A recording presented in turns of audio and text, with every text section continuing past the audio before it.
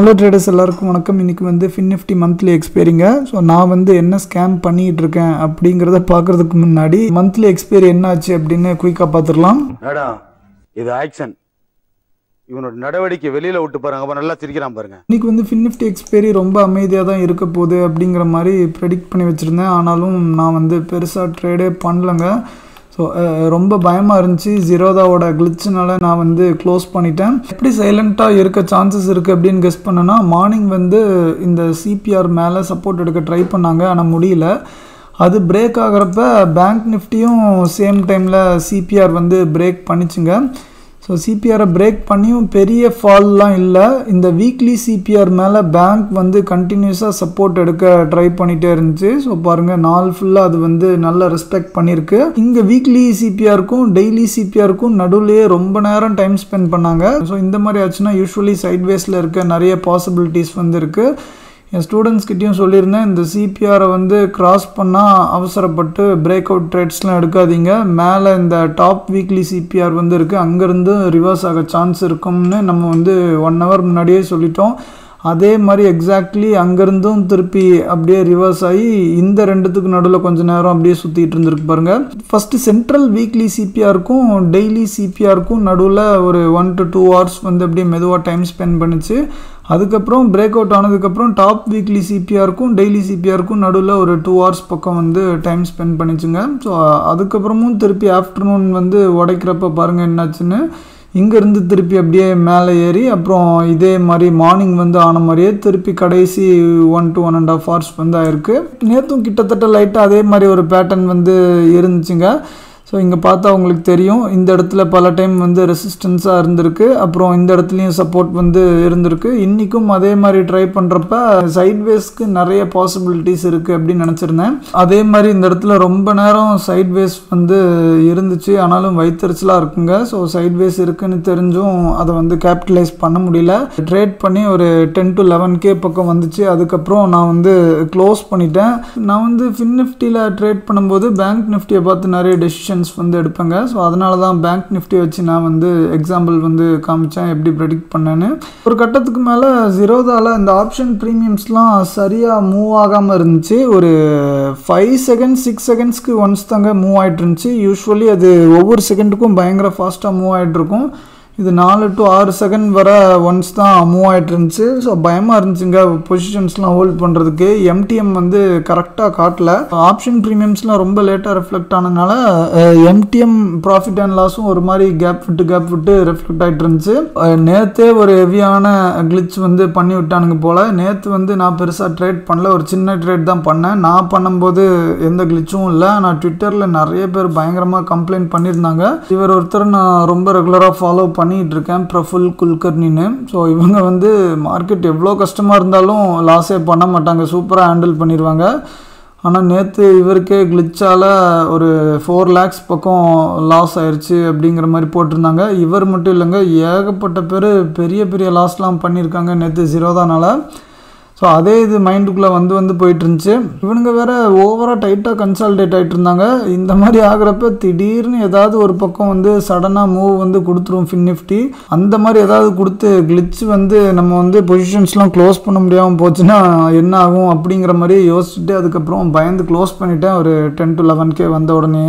இன்றைக்கி இந்த இடத்துல இப்படி ஆகும்போது 20,300 நிறைய ஸ்ட்ராடல்ஸ் பில்ட் ஆகிறத பார்த்தேன். ஸோ அதனால் க்ளோசிங் வந்து 20,300 பக்கம் தான் இருக்கும் அப்படின்னு நினச்சேன். ஸோ மேலே கீழே கொடூரமாக போயிட்டு வந்தாலும் கடைசி 20,300 வந்து க்ளோஸ் பண்ணுவாங்களோன்னு நினச்சேன். இப்போ பாருங்க, டைம் 3:21 ஆகுது. எக்ஸாக்ட்லி 20,298 கொண்டு வந்துட்டாங்க. சூப்பராக மேனிப்புலேட் பண்ணி நம்ம நினச்ச மாதிரியே 20,300 வந்து க்ளோஸ் பண்ணுறானுங்க. இன்றைக்கி இந்த இடத்துல ஸ்ட்ராடல் போட்டிருந்தா செம்மையாக அள்ளியிருக்கலாம். என்ன பண்ணுறது, நம்ம பயத்தினால நம்ம வந்து போடாமல் விட்டுட்டோம். வர ஏன் இந்த ஜீரோதா வந்து இப்படி பண்ணுறானுங்கன்னு தெரில. ஏகப்பட்ட காசை வச்சுருக்கானுங்க. ஒரு நல்ல சர்வர் வந்து மெயின்டைன் பண்ண தெரில. நிறைய பேர் ஏதோ சர்வர் பற்றி கம்ப்ளைண்ட் பண்ணுறாங்க. அதில் தான் ஏதோ காஸ்ட்லியான சர்வர் போடாமல் ஏதோ சீப்பான சர்வர் போட்டிருக்காங்கங்கிற மாதிரி நிறைய பேர் வந்து கம்ப்ளைண்ட் பண்ணியிருந்தாங்க. ஸோ இவனுங்க ஏன் இப்படி சில்லறத்தனம் பண்ணுறானுங்கன்னு சத்தியமாக புரியல. brokerage வச்சு பயங்கரமாக earn பண்ணியாச்சு. இனி இந்த பிஸ்னஸ் வந்து போதும், இனி வேறு பிஸ்னஸில் கான்சென்ட்ரேட் பண்ணலாம்னு நினச்சிட்டானுங்க போல். ஸோ மியூச்சுவல் ஃபண்ட்லாம் வச்சு பயங்கரமாக பண்ணிகிட்டு இருக்காங்க ஜீரோதா. அதனால் இந்த புரோக்கர் பிஸ்னஸை பற்றி பெருசாக கண்டுக்க மாட்டேங்கிறாங்க போல் இப்போலாம். உங்களில் யாருக்காவது நேத்தோ இல்லை ரீசெண்ட் டைம்ஸில் ஜீரோதானால ப்ராப்ளம் வந்து ஏதாவது லாஸ் ஆயிருந்துச்சுன்னா மறக்காமல் கமெண்ட் செக்ஷனில் கமெண்ட் பண்ணுங்கள். இந்த மாதிரி ஃபின் நிஃப்டி எக்ஸ்பீரி அன்னைக்கு பேங்க் நிஃப்டியை செக் பண்ணி நிறைய டிசிஷன்ஸ் வந்து எடுக்கணுங்க. அதே மாதிரி பேங்க் நிஃப்டிக்கு நிஃப்டி வச்சு எடுக்கலாம், நிஃப்டிக்கு சென்செக்ஸ் வச்சு எடுக்கலாம், பேங்க் நிஃப்டிக்கு பேங்க் எக்ஸ் வச்சு எடுக்கலாம். இந்த மாதிரி இண்டெக்ஸ்குள்ளே இருக்கிற கோரிலேஷன் வச்சு நிறைய டிசிஷன் வந்து எடுக்கலாங்க சூப்பராக.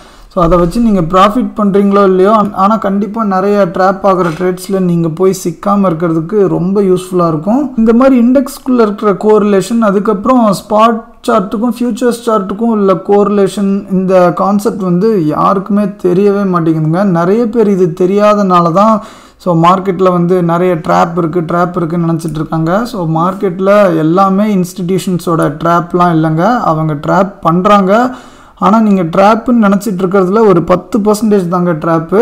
மீதி 90% வந்து அந்த ட்ராப் மாதிரி இருக்கிற மூவ்ஸுக்கு பின்னாடி நிறைய ரீசன்ஸ் வந்து இருக்குது. ஸோ அதெல்லாம் நீங்கள் தெரிஞ்சுக்கலன்னா நீங்கள் வந்து கடைசி வர இந்த இன்ட்ராடே ட்ரேடிங்கில் நீங்கள் வந்து சக்ஸஸ்ஃபுல்லாக இருக்கிறது வந்து ரொம்ப கஷ்டம்.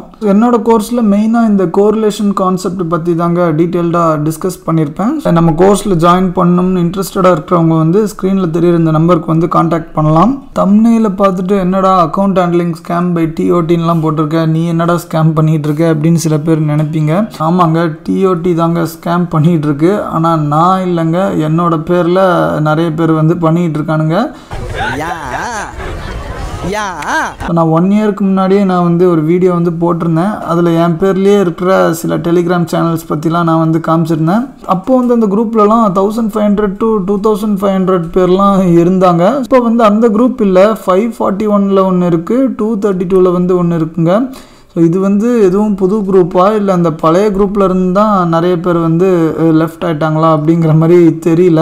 ஆனால் முந்தி இருந்ததை விட இப்போ வந்து ரொம்ப கம்மியாக தான் இருக்குது. இதுக்குள்ளே போய் பார்த்தீங்கன்னா பயங்கரமாக கால்ஸ் கொடுக்குற மாதிரிலாம் ஏதோ பண்ணிகிட்டு இருக்கானுங்க, ஃபேக் ஸ்க்ரீன்ஷாட்லாம் போட்டு.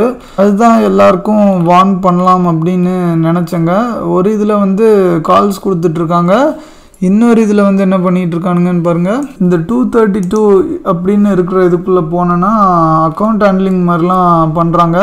ஸோ 5000 இன்வெஸ்ட் பண்ணால் 1 ஹவர்லேயே 20,000, 10,000 இன்வெஸ்ட் பண்ணால் 1 ஹவர்லேயே 40,000. ஸோ அந்த மாதிரி ஒரு பேக்கேஜ் வந்து வச்சுருக்கானுங்க. 50,000 இன்வெஸ்ட் பண்ணுனா 1.5 லட்சம் கிடைக்குமா, ரிட்டர்ன் ஆஃப்டர் 5 hours. என்ன அருமையான தொழிலா இருக்கியா? இது தெரிஞ்சிருந்தா வந்தன்னைக்கே இந்த வேலையில சேர்ந்து காசு படத்தை சம்பாரிச்சு ஊர்ல வீட கட்டியிருப்பலையா, தெரியாம போச்சு. எவ்வளோ கேவலமாக இந்த மாதிரிலாம் பிளான்ஸ்லாம் வச்சுருக்கானுங்கன்னு பாருங்கள். ஆனால் இதை பார்த்தும் மக்கள் வந்து நம்பிட்டு இருக்காங்க. இந்த மாதிரி இதெல்லாம் பார்த்து ஏமாறுறவன் தாங்க இருக்கிறதுலே அடிமுட்டாளாக இருப்பான், இல்லாட்டி பயங்கர கிரீடினஸ் உடைய ஆளாக இருப்பாங்க. ஸோ இது வந்து யோசிச்சு பாருங்கள், 10,000 போட்டால் 40,000மா, ஸோ 50,000 போட்டால் 1.5 லட்சமா. இந்த மாதிரிலாம் பண்ண முடிகிற மாதிரி இருந்தேன்னா ஒருத்தன் 10,000 வச்சுட்டு, ஸோ 10,000 போட்டு முதல்ல 40,000 எடுத்து, 40,000 எடுத்து இங்கே ஒரு 50,000 போட்டு 1.5 லட்சம் ஆகிட முடியாதா? அப்புறம் அந்த 1.5 லட்சத்தை 50,000 திருப்பி கொடுத்து அதெல்லாம் ட்ரிபிளாக பண்ணிட்டு போனோன்னா நீங்கள் வந்து எலான் மஸ்கோட நெட்வொர்த்தையே ஒரு வாரத்தில் நீங்கள் வந்து சர்பாஸ் பண்ணிடலாம். நீங்கள் J5374 பதிலா J5374 அந்த டிக்கெட்டை வாங்குங்க. ஓவர் நைட்ல நீங்க கோடீஸ்வரன் சார். அப்படிங்கிறீங்க சார்? நான் பொய் சொல்லலாம், என் ஜோசியே என்னைக்குமே பொய் சொல்லாது. தைரியமா வாங்குங்க, நான் உங்களை கோடீஸ்வரனா தான் மீட் பண்றேன். இன்ட்ரெஸ்டட் மெம்பர்ஸ் ஜாயின் ஃபாஸ்ட், கிஸ்மைலி வேற. என்னடா உம்மா கொடுக்குற? ரிபப்ளிக் டேக்கு சேல்லாம் வேற போட்டிருக்காங்க. Are you ready guys? அதனால் கொஞ்சம் சேஃபாக இருங்க. ஸோ ஊரில் உள்ள எல்லா ஸ்கேமையும் நான் வந்து எக்ஸ்போஸ் பண்ணிகிட்டு இருக்கேன். ஆனால் என் பேர்லேயே 2-3 பேர் ஸ்கேம் பண்ணிகிட்டு இருக்கானுங்க. நான் இன்னும் அந்த அளவுக்குலாம் ட்ரெண்ட் ஆளுங்க. ஸோ ஒரு 5,000 சப்ஸ்கிரைபர் தான் வச்சுருக்கேன். இருந்தாலும் என் பேர்லேயே ஸ்கேம்லாம் பண்ணுறானுங்க. ஸோ ஏன்னு தெரில, இந்த பேரும் லோகோவும் அவங்களுக்கு வந்து மேபி ரொம்ப பிடிச்சிருக்குன்னு நினைக்கிறேன். ஸோ இதெல்லாம் பார்த்தா தமிழ்காரங்க மாதிரி தெரில, ஏதோ ஹிந்திக்காரங்க தான் நினைக்கிறேன். லாஸ்ட் டைம் வந்து நான் காமிச்சது வந்து ஹிந்திக்காரங்க தான் இருந்தாங்க. ஸோ இதுவும் மேபி ஹிந்திக்காரங்களாக தான் இருக்கும்னு நினைக்கிறேன். அவனுங்களாம் எப்படி என்னோட பேர் லோகோலாம் தெரிஞ்சுக்கிட்டானுங்கன்னு தெரில. அதனால நல்லா மைண்டில் ஏற்றிக்குவாங்க. என்னோட பேரில் இருக்கிற ஒரு டெலிகிராம் சேனல் வந்து டிரான்ஸ்பரண்ட் ஆப்ஷன் ட்ரேடர்னு போட்டு 688 சப்ஸ்கிரைபர்ஸ் வந்து இருக்குங்க. அதில் நான் ஒன்றுமே பெருசாக போட மாட்டேங்க. கால்ஸ் கொடுக்கறது, அக்கௌண்ட் ஹேண்ட்லிங் பண்ணுறது, அந்த மாதிரிலாம் எதுவுமே பண்ணவே மாட்டேன். முன்னாடி சில அனாலிசிஸ்லாம் போட்டுட்டு இருந்தேன். அதுக்கப்புறம் யாரும் பார்க்குறாங்களா என்ன அப்படின்னு தெரியல. ஸோ அதனால் நான் வந்து போடுறதே ஸ்டாப் பண்ணிட்டேன். இங்கே வந்து என்னோட வீடியோஸ், அதுக்கப்புறம் என்னோட ட்வீட்ஸ், ஏதாவது ஜோக்ஸ் அந்த மாதிரி தான் நான் வந்து போடுவேன். அதுவும் ரொம்பலாம் ஆக்டிவாக இருக்க மாட்டேன். நான் எதுவுமே பெருசாக போடாட்டியும் பரவாயில்லைங்க. ஒரு 688 மெம்பர்ஸ் வந்து சும்மாவது குரூப்பில் இருந்து போகாமல் அப்படியே எனக்கு இருந்து சப்போர்ட் பண்ணுறாங்க. அவங்க எல்லாத்துக்கும் ஒரு மிகப்பெரிய நன்றி. இந்த ஃபேக் டெலிகிராம் சேனல் பற்றி சொன்னதே நம்மளோட சப்ஸ்கிரைபர் ஒருத்தர் சுரேஷ் பாலாஜின்னு ஒருத்தர் தான் நம்மக்கிட்ட வந்து கம்ப்ளைண்ட் பண்ணியிருந்தாங்க. அவங்களுக்கும் ஒரு மிகப்பெரிய நன்றி. நீங்கள் யாராவது தப்பி தவறி நம்மளோட பேரில் இருக்கிற அந்த ஃபேக் டெலிகிராம் சேனலில் இருந்தீங்கன்னா தயவு செஞ்சு வெளியில் வந்துருங்க. ஸோ கண்டிப்பாக நம்மளோட சப்ஸ்கிரைபர்ஸ் வந்து யாரும் இருக்க மாட்டீங்க அப்படின்னு தெரியும். ஏன்னா நீங்களாம் பார்த்த உடனே கண்டுபிடிச்சிருவீங்க அது வந்து ஃபேக் அப்படின்னு. ஏன்னா நான் அந்த மாதிரி பண்ணவே மாட்டேன்னு உங்களுக்குலாம் நல்லாவே தெரியும். ஸோ ஒருவேளை இருந்திருந்தீங்கன்னா வெளியில் வந்துடுங்க. என்னோடய டெலிகிராம் சேனலில் இதுவரை ஜாயின் பண்ணாதவங்களாம் பண்ணிக்கோங்க. ஸோ டிஸ்கிரிப்ஷனில் வந்து லிங்க் இருக்கும். அதை மட்டும் கிளிக் பண்ணி ஜாயின் பண்ணுங்கள். வேறு நீங்களாக சர்ச் பண்ணி ஜாயின் பண்ணாதீங்க. அதே மாதிரி என்ன நீங்கள் ட்விட்டரில் ஃபாலோ பண்ணணும்னு நினச்சிருந்தீங்கன்னா ஸ்ரீதிலக் ரவி அப்படின்னு இருக்குங்க. இதோட லிங்க்கும் டிஸ்கிரிப்ஷனில் இருக்குது. ட்விட்டரில் நீங்கள் ஆக்டிவாக இருக்கீங்கன்னா என்ன வேணால் ஃபாலோ பண்ணிக்கோங்க. உங்களோட FinNifty எக்ஸ்பீரியன்ஸ் வந்து இன்றைக்கி எப்படி போச்சுன்னு மறக்காமல் கமெண்ட் செக்ஷனில் கமெண்ட் பண்ணுங்கள். இன்னொரு நல்ல வீடியோவில் சந்திக்கலாம். நன்றி.